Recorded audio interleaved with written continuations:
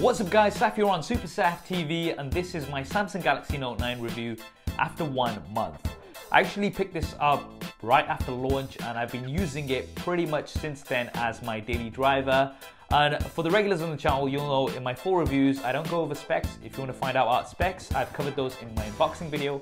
That'll be linked in the cards. In this video, I'm simply going to be going over my experience, what I like about the Note 9, what I don't like about it, and what I think can be improved. So a lot of you guys might remember my SuperSaf style collaboration video that I did last year, where I invited lots of my friends to share with us what their favorite smartphones of the year were. Now, my top pick for 2017 was the Samsung Galaxy Note 8.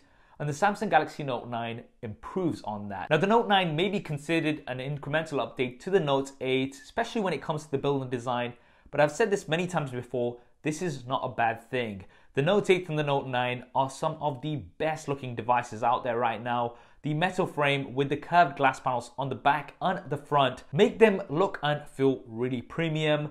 And the dual curve front is something that Samsung has been doing for many years, and it's only this year that other manufacturers have been inspired by it and been able to do it well. Some examples are the Oppo Find X as well as the Sony Xperia XZ3. If you look at those devices from the front, it's clear to see that some inspiration has come from the Galaxy devices that we've been seeing for the past few years from Samsung. We still don't have much of a camera bump, which is amazing. Yes, having a camera bump isn't a massive deal, but I'd rather not have a camera bump than have one, especially when the device is flat on the table. You can see that the Note 9 doesn't rock about like many others do. We've still got IP68 Water Dust Resistance, which is great. And one of the only downsides of having a glass back device, and this is pretty much the case for every glass back device, is the fact that they do attract a lot of fingerprints. Now, as you guys probably know, there is a very simple solution to this, and that is a skin from our channel sponsor Dbrand. It's a great and inexpensive way to also customize the look of your device. I'm really digging the yellow skin, but there's many other options available. If you're interested in picking up a skin, then I'll be leaving a link in the description below. Now, one design improvement that we do have this year compared to last year is the fingerprint scanner placement. Previously, it was right next to the cameras. It's something that wasn't too convenient, and it is something that I fed back on last year. This year, it's definitely in a much more reachable position. However, it is still a bit of a stretch. If I quickly bring the Samsung Galaxy S9 here for a comparison, you can see that because we've got vertically placed cameras, the fingerprint scanner is definitely more reachable here on the S9 Plus compared to the Note 9. Yes, this isn't the end of the world, but it would have been nice if the fingerprint scanner on the Note 9 was a little bit lower. Now, if you don't want to use the fingerprint scanner, you don't have to, because you do have facial recognition as well as the iris scanner. You can use them in combination, which is intelligent scan. So it's nice that you've got all of these options there. You're not just relying on one thing. Now let's talk about the display. The Samsung Galaxy Note 9 has the best smartphone display in the market right now, and display may agree with me. We've got slightly smaller bezels compared to last year, and the screen stretches out towards the edges. And guess what? We don't have a notch. Samsung is still one of the only manufacturers that has not adopted the notch. And I'm definitely pleased about that, as I'm sure a lot of you guys are. But despite that, the Super AMOLED display is sharp, it's vibrant, it gets very bright outdoors, so it's great for sunlight. The viewing angles are also really, really nice. Samsung has done an A+ job on this display, and I really don't think anybody's going to be disappointed with this. Now, one thing that I didn't like on the Note 8 was the fact that it only had a single bottom firing speaker. It was okay, but it wasn't great. This has been improved for the Note 9 like it was on the S9 Plus, and we have stereo speakers on the Note 9. One is in the earpiece and one is bottom firing. They support Dolby Atmos and they sound great, especially when accompanied with this display. You have a great media viewing experience. And on top of that, we still have a 3.5mm headphone jack. This is something that is pretty much extinct in flagship devices these days. And you guys may have seen a recent report where the best-selling product for Apple has been dongles. And I think that just goes to show that 3.5mm headphone jacks are still relevant in 2018. And it's great that Samsung have still included this on the Samsung Galaxy Note 9. And they've still included an SD card slot. This is something, once again, that we're seeing very less of these days. And that's on top of the 128GB base storage that you get on this. So you may not even need to use the SD card slot, but it's definitely nice to have. Now, I've got the 128GB version here, but there is a 512GB storage version available. Yes, you'll have to pay more for that. It's something that I don't think I personally need, because 128 gigabytes with an SD card slot is more than enough for me. But once again, it's nice to have that option for those of you who may need it. The other thing that you are going to get with the 512 version is 8 gigabytes of RAM versus 6 gigabytes of RAM that we've got here on this version. And I've got the Exynos version here, not the Qualcomm Snapdragon 845. This is going to vary depending on your market, but the Exynos version with 6 gigabytes of RAM has been absolutely fine for me.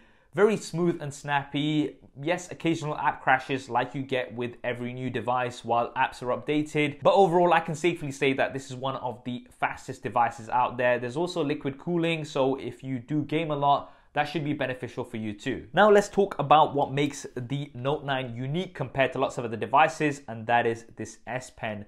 I actually really like the S Pen. However, I've said this before, it's something that is probably not for everyone. Now, I mostly use the S Pen to maybe jot something down quickly, edit some images, or sign some documents. It's not something that I use every day.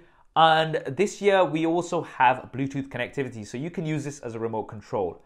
Personally speaking, I've only used the remote control to take pictures. This, once again, is something that you're probably not going to use every day, but just the ability to mount the Note 9 somewhere in the distance and be able to take pictures remotely is really, really beneficial, and I really like it. Once again, I have to emphasize that it's not something that's necessary, but it's definitely something nice to have. Now, moving on to what I probably think is the biggest improvement on the Note 9 compared to the Note 8, and that is battery life. This year, we have a massive 4000 mAh battery, and it should last you all day long. With the Note 8, the battery was decent, but it wasn't great by any means.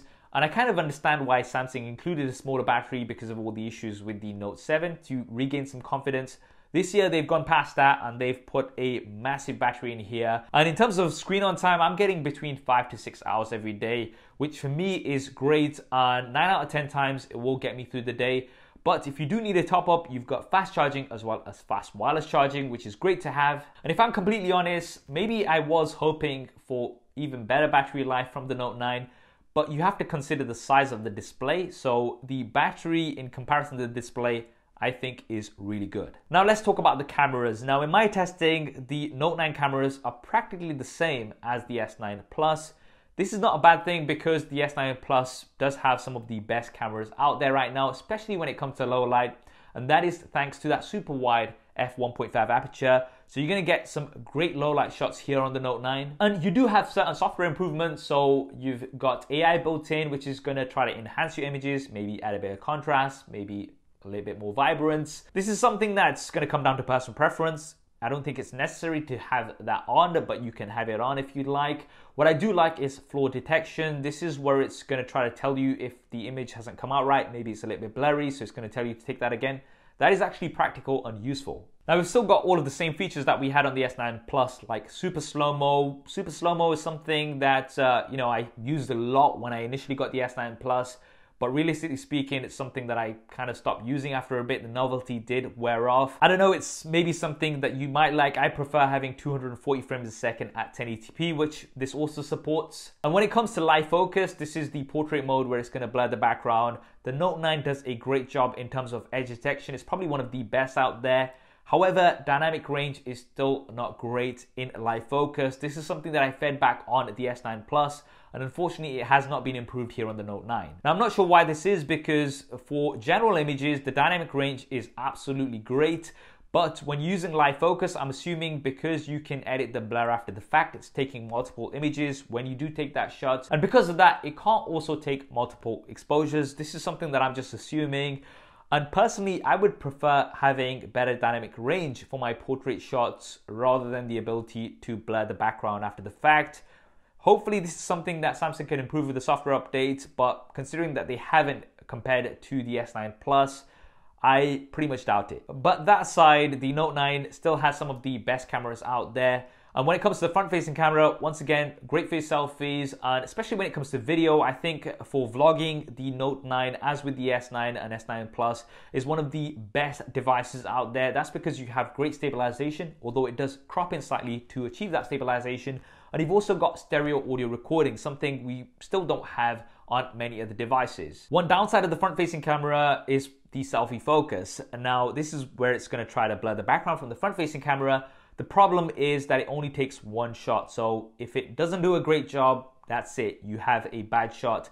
Pretty much every other flagship device out there that has a portrait mode from the front-facing camera takes 2 shots, one with a blurry background, one regular shot. So if the blurry background doesn't work out properly, you've still got a very usable shot. This is something that I talked about in my S9 Plus review, and unfortunately it hasn't been improved on the Note 9. It still only takes one selfie focus shot, and if it's bad, then you can't do anything about it. Hopefully this is something that will eventually be improved with time. Now Bixby is still here and it's still got a dedicated button which you cannot remap.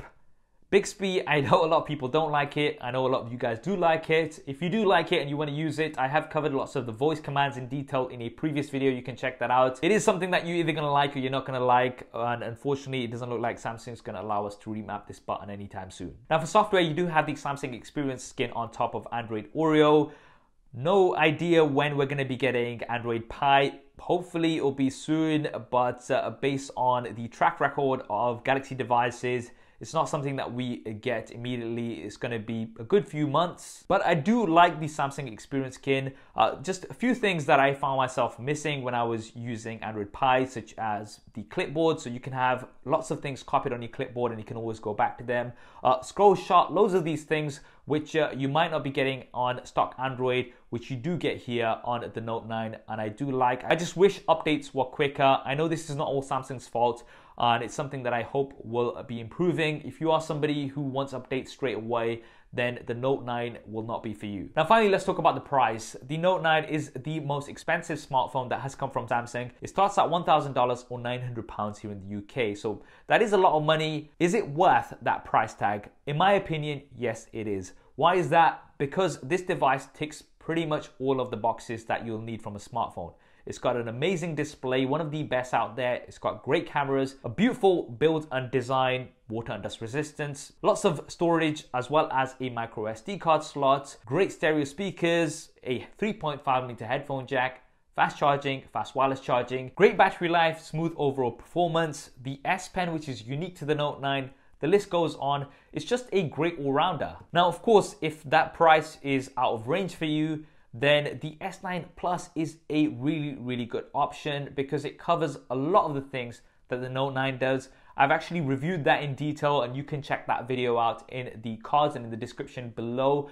And because the S9 Plus is a few months older now, you should be able to get a really good deal for it. That's it guys, that is my Samsung Galaxy Note 9 review after using it for a month. And it looks like I'm going to be using this for many more months, and it's already a very strong contender for the best smartphone of 2018, even though we've got a few months left. Of course, there's going to be lots of other devices out which I'll be comparing this to. And if you want to see all of those comparisons SuperSaf style first, then make sure you have subscribed and switch on notifications. What do you guys think of the Samsung Galaxy Note 9? Do you think it's worth the price tag? Definitely drop me a comment below and let me know. I hope you enjoyed this video and found it useful. If you did, you know what to do. Hit that like button. Thanks for watching. This is Saf on SuperSaf TV, and I'll see you next time.